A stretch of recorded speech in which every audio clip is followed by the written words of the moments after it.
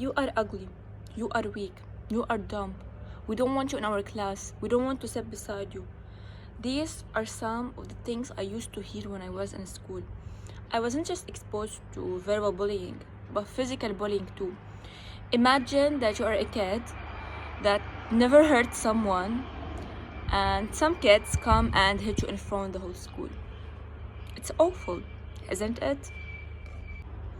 Even the teachers played a role in hurting my feelings at school.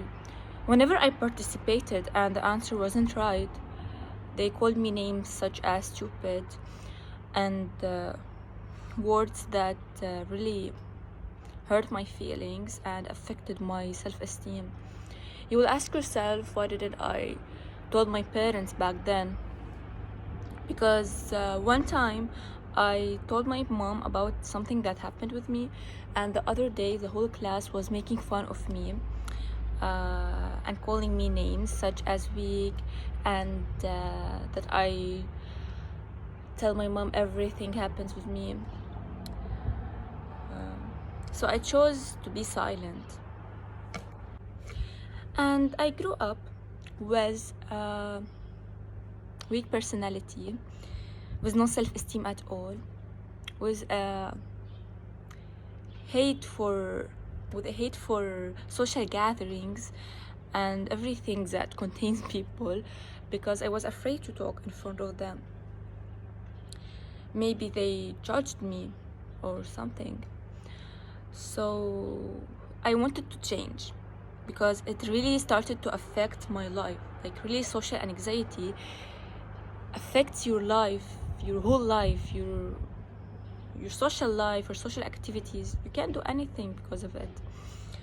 So I decided to change, but at first I was afraid to go to therapy, because the people and the Arab community as a whole consider psychological treatment as something shameful or something for crazy people. But after a year of confusion, I decided to go to therapy, and I was diagnosed with social anxiety. And going to therapy was the best decision ever, because it really changed my life for the better. I started to enjoy life, to love myself, to have self-confidence, and it involved me in social activities and social life. Like, every time I pass through a school, or I accompany my little brother to school, I get weird sensations or feelings that makes me anxious, because it triggers me. It triggers all the awful things I passed through there. And what I want people to know is that it's not possible to underestimate the dimensions of bullying and the psychological problems it can cause.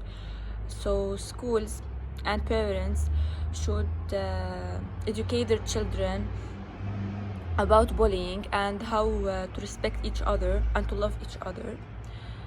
And also I want to add that mental health is not something shameful.